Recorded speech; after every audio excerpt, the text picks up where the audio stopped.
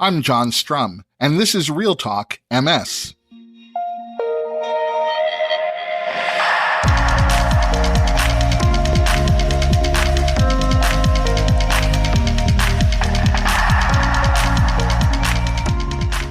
It's November 1st, and we have a lot to talk about. This week's episode of RealTalk MS has become one of my favorite episodes, and judging by the number of downloads it receives every year, it's also one of your favorite episodes.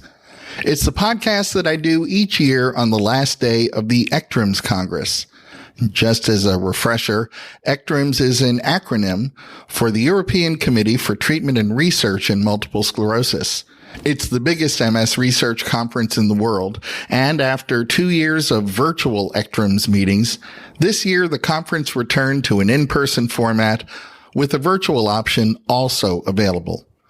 The reason that this episode of RealTalk MS is one of my favorites is because this is the episode when I have an opportunity to sit down right outside the entrance to the convention center with Dr. Bruce Bebo, the Executive Vice President of Research at the National MS Society, and get his thoughts on the research presented at the ECTRIMS Congress that got his attention, what was newsworthy, and why.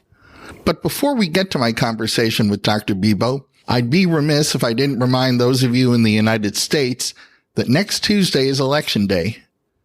Most of you know that I believe advocacy can make a real difference. It ensures that our legislators adopt public policy that makes living with MS and other chronic illnesses easier. And the most fundamental form of advocacy is making your voice heard by casting your vote. If you're affected by MS, I hope you'll carefully consider which candidates are going to support the kinds of healthcare legislation and funding that will most benefit you and your family. I always consider voting to be the price each of us pays for living in a democracy.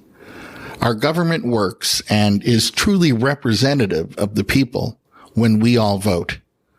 Voting on behalf of your best interest means that you're not blindly voting for a candidate or a party, but you're voting to ensure the very best future for you and your family.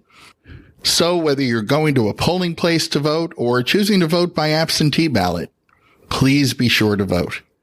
If you'd like more information on things like polling place accessibility, something that's actually guaranteed by law, or any other aspect of casting your vote in next week's election, the National MS Society has published an online guide to your right to vote and polling place accessibility, and you'll find a link to that guide in today's show notes. Now in a moment, I'll take you back to last Friday afternoon when I took up what's become our traditional vantage point right outside the conference center in Amsterdam to discuss the MS research news announced at the 2022 ECTRIMS Congress that caught the eye and captured the attention of my guest, Dr. Bruce Bebo. ECTRIMS is an acronym for the European Committee for Treatment and Research in Multiple Sclerosis, and the ECTRIMS Congress is the largest MS research conference in the world.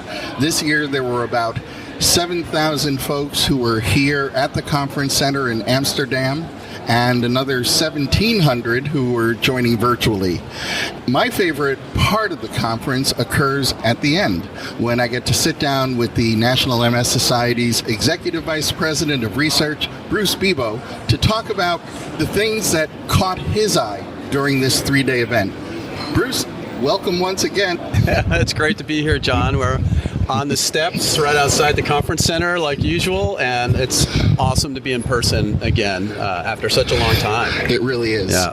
So let's get to it. What were some of the things that caught your eye during the conference? Yeah, sure. So firstly, it's been really amazing to be together after, this is the first meeting in 3 years that we've been able to be in person. This meeting's occurred virtually, and that's great, and it's helpful, but nothing takes the place of being here in person.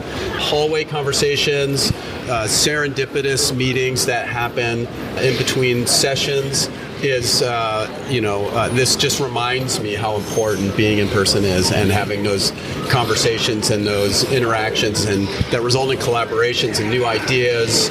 That has been a really terrific thing to have back, and I'm really happy to have that back.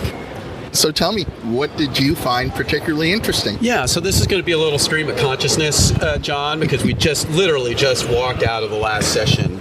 There's been tremendous progress despite the challenges of the pandemic that created some challenges for MS research. I'm very impressed with the progress that's been made and some really interesting studies, and I'll give you a few examples. So the first, say, large genetic study that identified a genetic contribution to the severity of MS. So we've talked before on this podcast and other places about the genetics of MS risk, and we know that there are, 200 or 300 almost genetic elements that contribute to the risk for MS, but up till now, there's been no genetic association with severity or differences, right? People have different courses of MS, and is there genetic contribution to different courses or severity of MS? So for the first time, and it took a huge effort, they looked at 12,584 cases of MS around the world, where they had captured long-term outcomes for those individuals that they had DNA samples for. And they were able to identify a genetic variant that appears to contribute to more severe disease. It's not a gene, but there are multiple genes within this genetic variant. And the interesting thing is all of the genes within this area that associates with MS risk seem to be expressed in the central nervous system.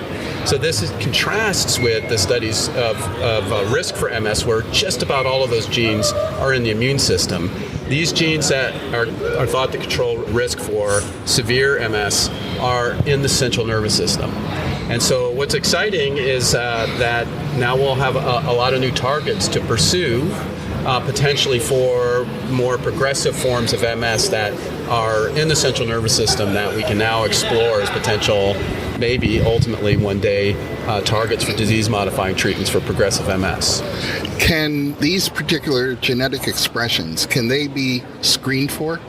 So not yet, but that would potentially be a possibility in the future. We don't know what the genes are exactly yet. We know a fairly big region of a chromosome that confers risk, and there are multiple genes within that region. We don't know if it's a combination of them or one of or a number of them. So that's work to be done. But I think the interesting thing is that this is the first time that we've discovered a genetic association with severity of MS, and interesting that genetic risk for severity seems to be genes that are expressed in the central nervous system rather than the immune system, and may have something to do with sort of the resilience of the central nervous system to damage caused by the immune system. Well, it's always been a big question as to why does the person next to me, when I'm living with MS and they're living with MS, we have such completely different disease courses, and this can start to tell that story. Correct. Perhaps. Yeah, first time we've ever been able to determine that. And it took that huge effort with, tens of thousands of DNA samples and medical history to be able to pull it off. That's amazing. It's another, and this just was reported right at the last session before I walked out, as a result of a trial called ARISE. And ARISE was a trial to test a disease-modifying therapy in radiologically isolated syndrome. So radiologically isolated syndrome is the first, I'd say, earliest detectable preclinical phase of MS. These are people without any symptoms of MS, but have, for reasons, had an MRI scan. Maybe they had a headache or had another reason to get their MRI scans, and they had lesions that look like MS, but they don't have any clinical signs of MS yet. So this is what radiologically isolated syndrome is. And so the idea is, could we treat people with radiologically isolated syndrome with a disease-modifying medication and delay or maybe even prevent the onset of any clinical signs of MS? So that's the concept.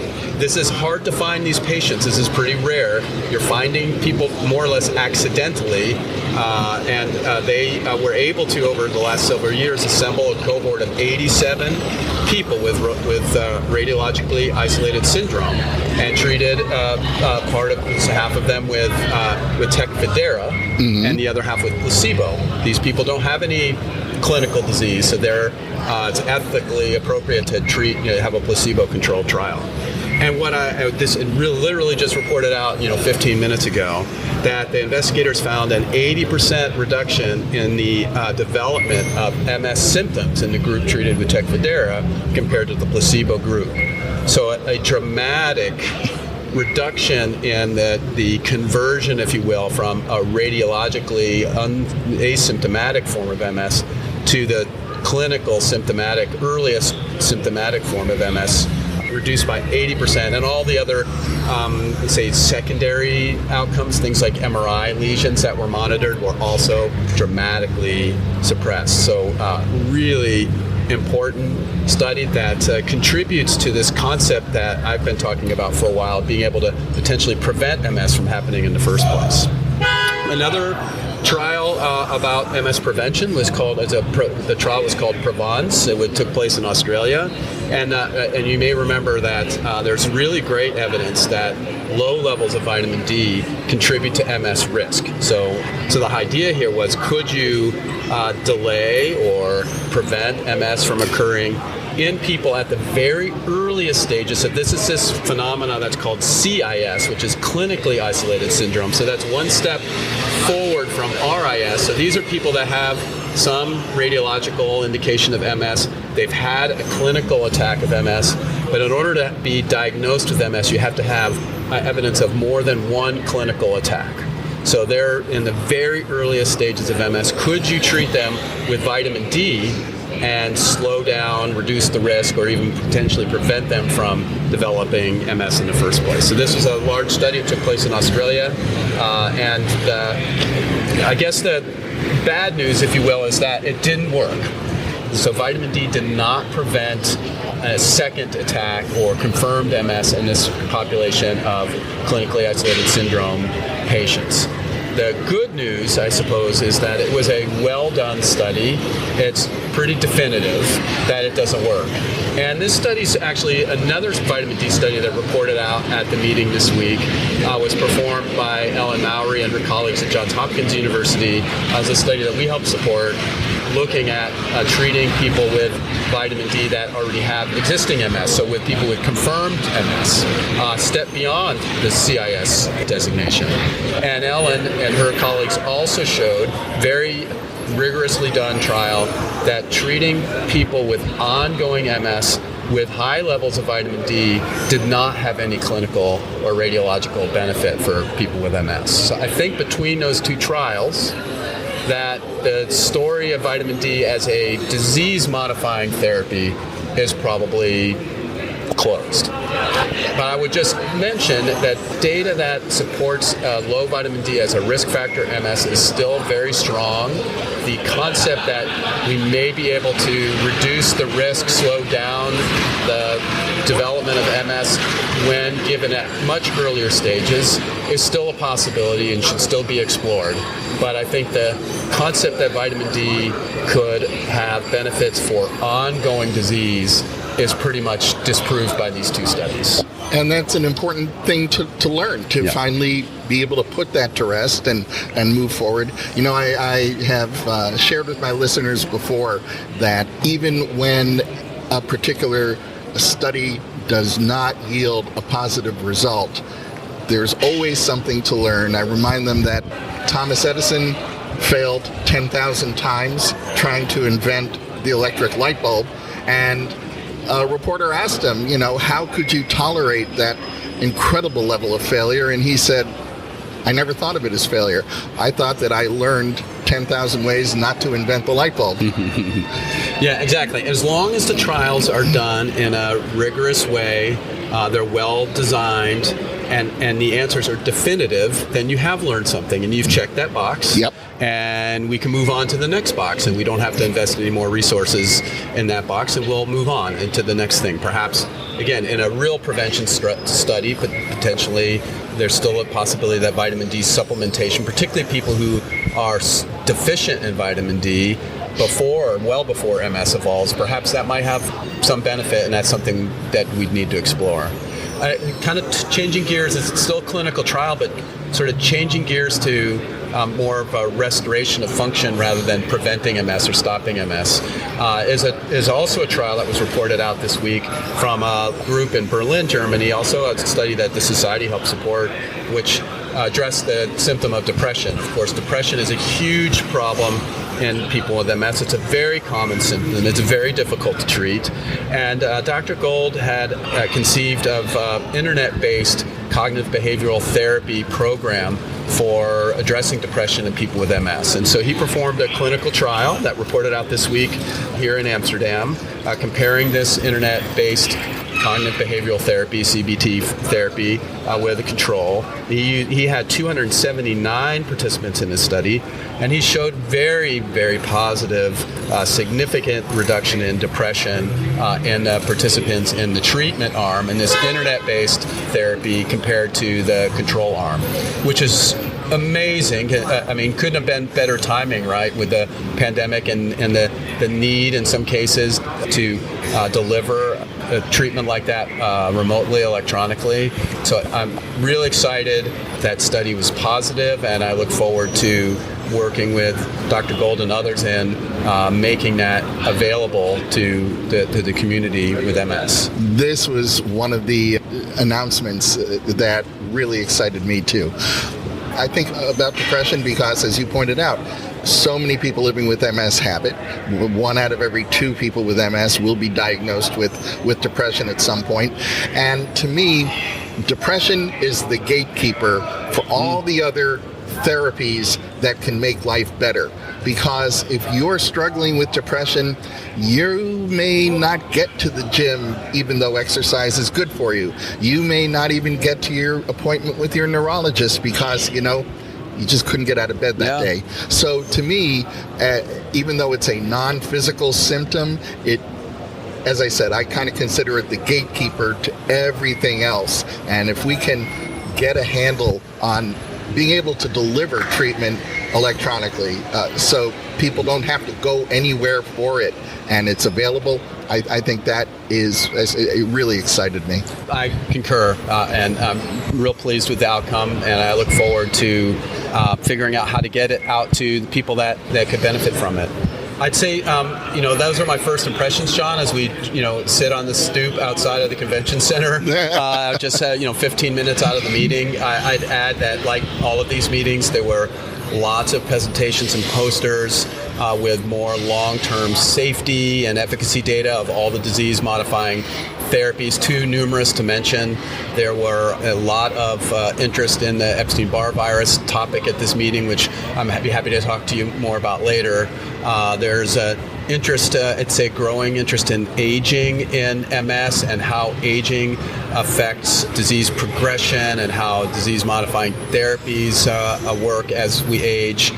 So I look forward to sharing more as I get some time to reflect on all of the things we saw at the meeting. I look forward to sharing more insights with you at a later time. We will definitely circle back and do that for sure. I concur with you. My takeaways from the meeting, I'm happy to say, seem to align a lot with yours. Certainly it was the depression study and the CBT therapy, and the fact that aging was something that was stressed. So my listeners understand something you just mentioned. Even though a specific disease-modifying therapy has already been approved by the FDA, the pharmaceutical companies continue funding research, continue following people, and learning new things about it. And those are some of the posters and presentations that you referenced a moment ago. So even though, as I said, a drug is readily available, we know it's safe, there's still work being done to learn more about it, to learn more about how it can be used in different circumstances. So lots of great information, and you make it all very simple to understand. So I appreciate that. Well, thanks, John. It's great to be with you again, and I look forward to again catching my breath, getting some perspective, and sharing more. Because this is 3 days of wall-to-wall meetings. I look forward to sharing more with you once I'm able to collect my thoughts and we'll do that, and a year from now, we will be sitting on a set of steps outside a convention center in Milan having this conversation again. I look forward to it. Yeah, awesome. Bruce, once again, thank you so much for talking with me today. Thanks, John. Part of the challenge of attending the ECTRIMS Congress is the fact that throughout the day, you have multiple presentations taking place at the same time. And since we're not yet at a point in time when we can clone ourselves, you simply can't be present for everything. So the conference organizers make every presentation available online. That way, conference attendees have an opportunity to catch up on some of the research that they may have missed out on during the conference itself. As you heard Bruce mention, he and I are going to circle back in a couple of weeks after we've had a chance to catch up on things we may have missed, and we'll be taking a deeper dive into some of the research that was presented at the 2022 ECTRIMS Congress. That's going to wrap up this episode of RealTalk MS. RealTalk MS is powered by the National MS Society. And you can share this episode of the podcast by letting your friends or family members know that all they have to do is point their web browser at realtalkms.com/270. You'll find that link in today's show notes, so you can easily copy and paste it right into an email or text. And if you have a minute, I hope you'll visit the Apple App Store or the Google Play Store and download the free RealTalk MS app for your iOS or Android smartphone or tablet. It's the best way for us to stay connected. The app will automatically download the latest episode of RealTalk MS. You'll be able to access any of our past episodes. You'll be able to save your favorite episodes. And it's a great way for me to share bonus content with you. The app is free, so I hope you'll download it today. I'm John Strum. Thanks for listening. Stay safe and make healthy choices.